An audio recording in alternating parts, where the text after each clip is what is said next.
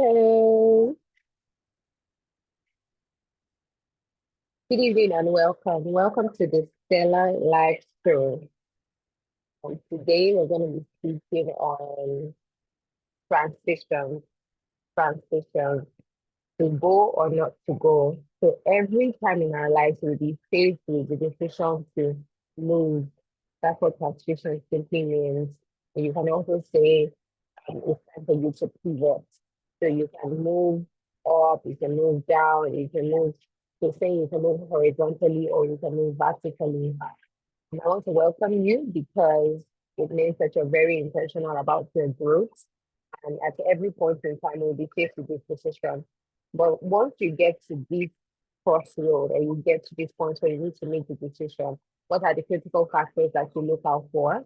What are the guiding lines that you look up to? So I will be sharing some of my own critical factors, which can be categorized into the internal factors or the external factors, or you can just leave them as a few and just call them, critical factors for success. And we'll be going definitely right into it. I'll be sharing my screen.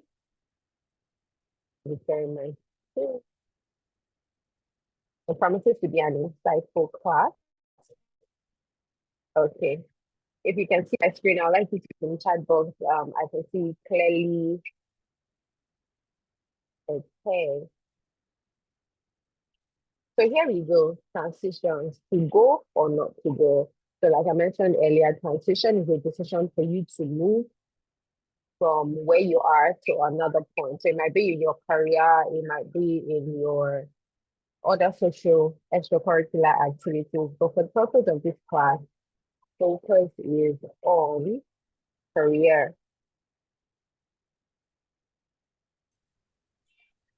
So I'm sure some of us are familiar with the movie or the storybook Alice in Wonderland. And you know that at some point, Alice asked the rabbit, where is the way? Or which road do I take? And then the rabbit responded, it depends on where you're going. So at every point in life, we would always have that time where we are saying, where do I go? Do I go ahead? Do I take a step backward? Do I go left or do I go right? And it's important for us to know where we're going per time. And that is why this class is very important. So, like so many of you, I've also been at the point where I've asked myself, where do I want to go? Which way? Left or right?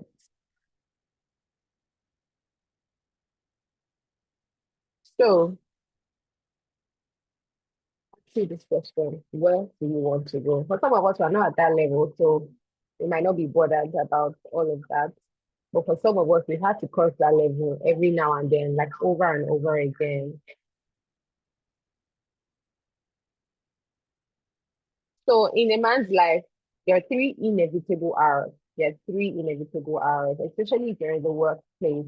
You're either faced with resignation where you have to resign on your own, or your organization advises you to resign, or some people face retrenchment. I'm sure a lot of people will be familiar with this during the COVID-19 pandemic. A lot of people were asked, to leave their jobs.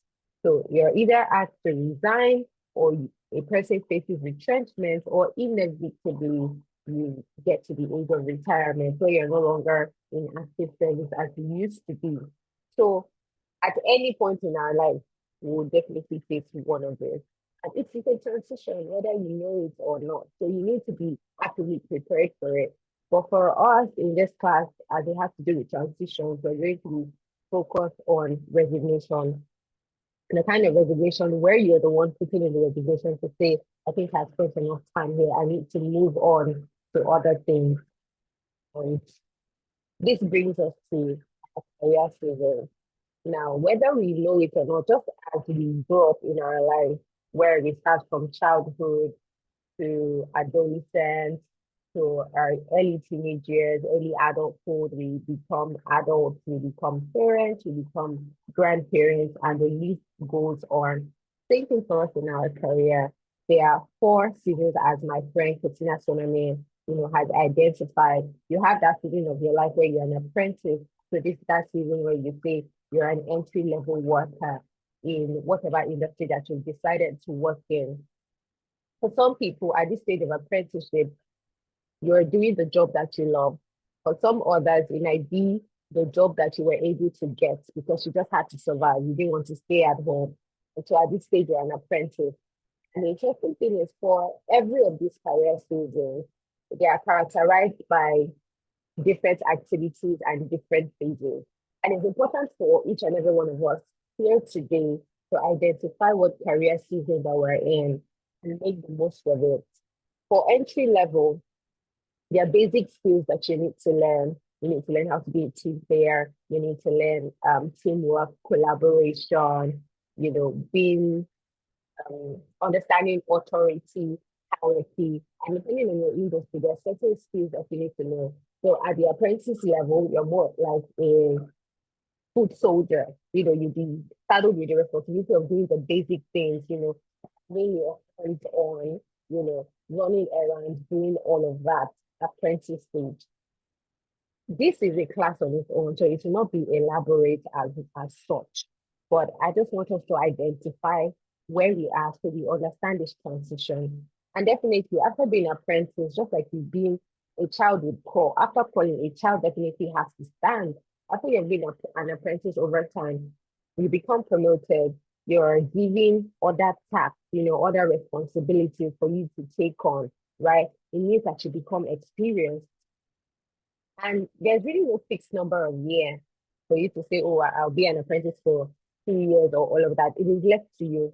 It is dependent on you. It is you are the sole determining factor to know how long you want to be an apprentice because we've seen people who, are very given to their work and then 6 months they're promoted, they're giving more responsibility. That's because they have shown that they are up to the task. So it's just for you to say, oh, I don't want to spend more than 6 months or 1 year on this level of apprenticeship. And it also depends on the industry because you can also see apprenticeship from the angle of the Igbo tradition where you have the boy system where you have to learn and for a couple of years and then you graduate to become your own master. For some industries, they're going to speak. But if you're in the career space, in the corporate space, you start as an entry level and then you move on to experience, which is more like you're almost transitioning to middle level management. So at this time, you have done your job over and over again. There are some things that you have, known. You have known, oh, if it doesn't go A, it can go B. We can have an alternative plan. You just become experienced. Better, you're no longer a rookie. And then once you see that you have spent a certain number of years on being experienced, you tell yourself, I think it's time for me to become a master at this point. You say, okay, I need to be middle level or senior management, depending on the industry where you work. It means that you're able to guide others, you're able to show others what to do, how to go about it. And at this stage of being a master, something that should be important to you is that this is a place where you begin to build a brand. You improve on your personal brand. You reinforce all the values, all the principles that you stand for during your apprenticeship and your experience season. This is a season where you can say this is how it should be. You give set principles to your other subordinates and you're able to get results. And then when you become a master, the next phase you want to transition to is the authority phase. Now, at this authority phase, what you're looking to do is legacy building, is mentoring, this is productive leadership, where you want to produce after your own time. You have gone through the whole gamut of the corporate world and you're ready to say, I'm ready for succession planning. I want to hand over the baton and hand over the baton to people who can learn from you, who are willing to learn from you. You want to build a legacy that will live beyond you.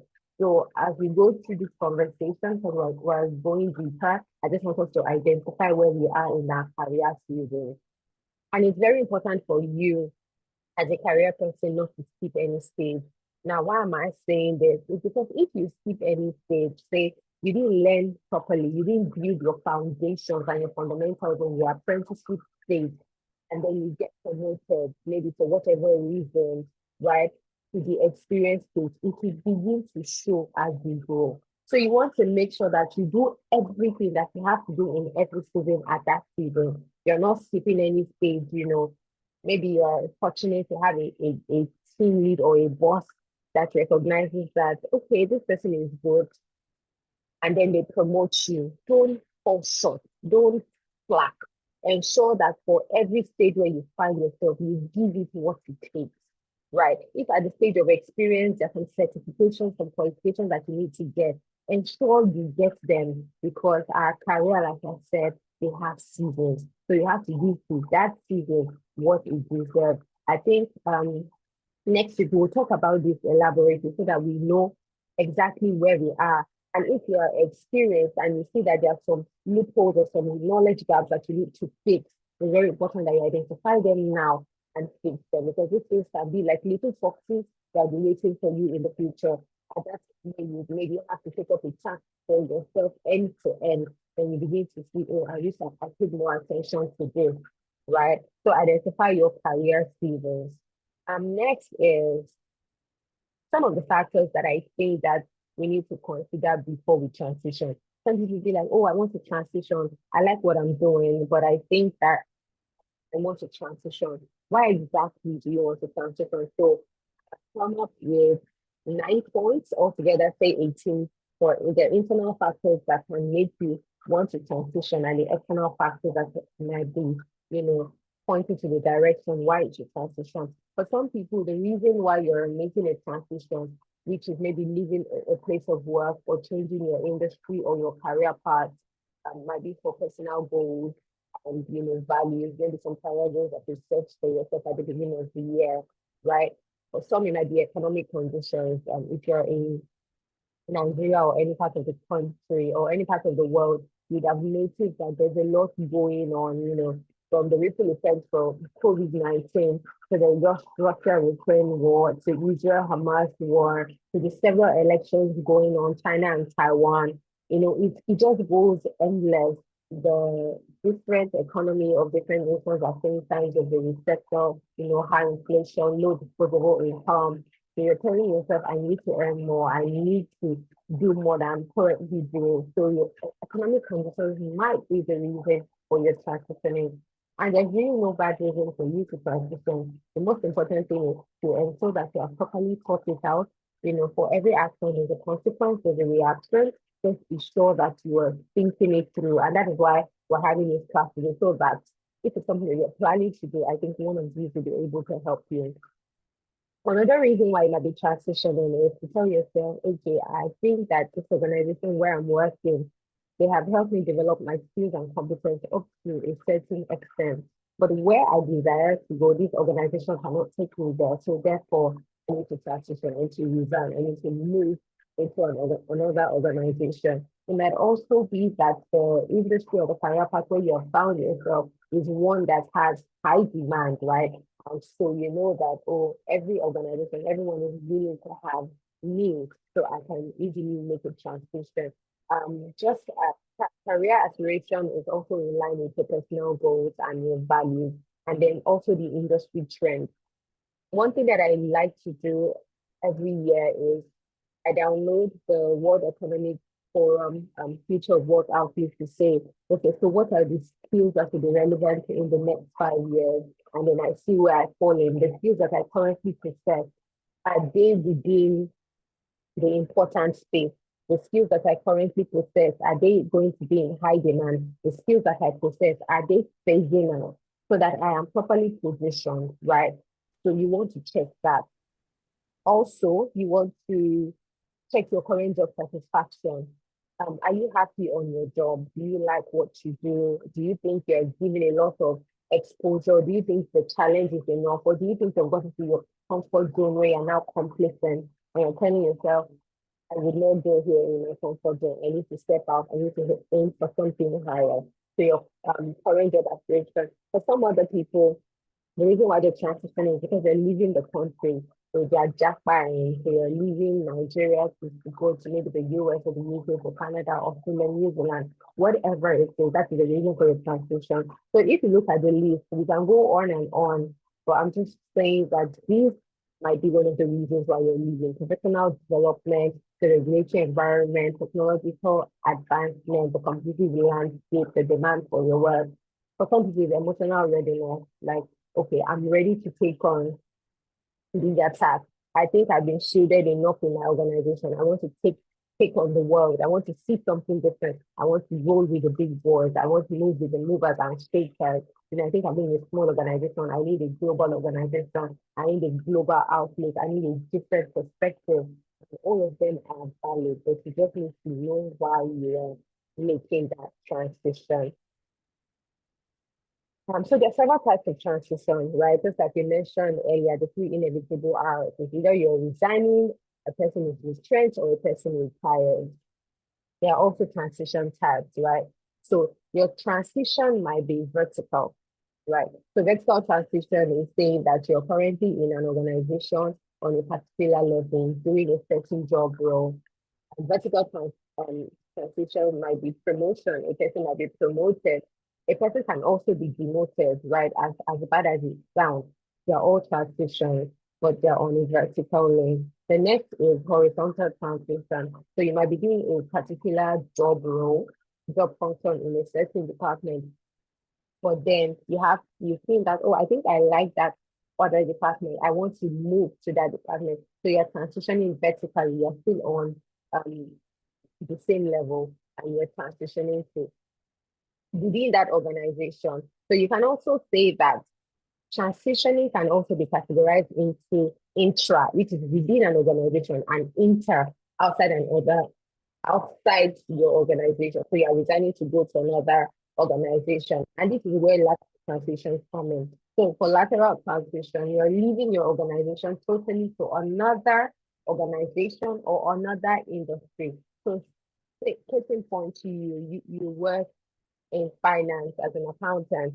but now you're making a lateral transition, which is you're going outside your organization to another organization to be an accountant, lateral transition. And then another type of transition is the career change. So you're an accountant or you're a physicist, and you just tell yourself, I think what is going on for everyone now is tech, and I think that I can take a huge role in tech as a data scientist, and then you completely change your career from a physicist to a data scientist. That's a career change. And for some other people, it's relocation. Relocation is the reason why you're transitioning, because they're transitioning from operating the regulated environment in Nigeria to maybe the regulated environment of China. Relocation is the reason for your transition. But some other people, they're saying, I've worked for a while. I've worked for a decade, and I feel myself that my career goals, after working for a decade, I would have understood the business of my industry, and I would be able to stand on my own. So I'm going to set up my own organization. So entrepreneurship, you're going to start your own business. Your entrepreneurship might be a solo proprietorship. It might also be a partnership with people. But either way, entrepreneurship, you're starting your own thing. You're becoming your own boss, right? And then the last one is retirement. Retirement is also a transition, right? This is where you're taking the back seat to say, I have trained people in my authority field, and I think that I can hand over the baton to them. And this is you watching your legacy stick for you, right? So whichever, begin to identify yourself in this kind of transition, or think about the kind of transition you are willing and able to make at this time. So for me, I remember at the time where I had to make a transition. I just finished um, and I was going to get a job, and I had two offers from an old and a new organization. So by an old organization, I mean a legacy institution. So this is an institution that's been around for over 30 years. And then there's a new organization which is just starting in their first year. And I told myself that these were the criteria at that time. These were the criteria that I used. And personally, I really prefer this PowerPoint slide. And contrary to the title that we have for today, transitions to go or not to go, what I titled the PowerPoint was decision making, this or that. And I had 12 factors that I looked at. First, I had my conversation. If you're a person of faith, you have your conversation with God, right? And I didn't think it was necessary to put what the response was. But the second was exposure. I was asking myself, okay, this organization I want to work with, where do they have presence? because I was really yearning to learn. I was looking for opportunities to learn. So I was looking at, okay, what exposure can they give me? How many countries are they in? Because if they're in other countries, it means that I can, have cross-functional projects, you know, collaborate with people in other countries, understand what their culture is. So I was looking at, okay, so what's the need for me in this old organization? And then also looking at the new organization. They are new, they're trying to build the brand, so we'll have to leverage our existing goodwill. This is me just weighing what the exposure would be. Okay, then I was also looking at the experience and the expertise of the team leads, right? So I looked at the profile of one and I saw that, oh, he or she senior experience in operations, particularly in a certain area. And that person had been in banking all their life. And then I started looking at the profile of the other person. He or she had a 14-year career and has worked in aviation tech, FMCG, and this was their first play in the financial space. So I was really looking at all of these things. Where can I learn more? Also, culture. The old organization had French, British, and American culture, which could be rigid, right? So this was me, doing my assessment of the organization. I was looking at the new organization. The culture is just starting up. There wasn't any fixed culture. Management was going to determine what the culture would be. And then also looking at growth. I had people in the legacy organization saying they spent 3 years or they spent 2 years. And I'm like, is this what I want to do? I don't want to spend 3 years on a roll. And then I know for a new organization, because you're pioneers, you get to be promoted quickly. I also look at opportunities. Money is also very important. You can't take away money, right? For some people, you might have to take a pay cut. For some, you want a higher salary. For some, you just want them to level up, match up what you currently have. Because what's important for you, based on your career season, is learning. You need to get experience and exposure. And then also for the grand scheme, I'll say, okay, what's my career goal for the next 10, 20 years? In the grand scheme of things, which organization will give me what I want? I was also looking at the management, the CEO. What's the CEO like? Is he smart? Is he humble? Is he highly cerebral? These things are very important to me. And then I look at my team where I was going to be working in. Who are the team leads here?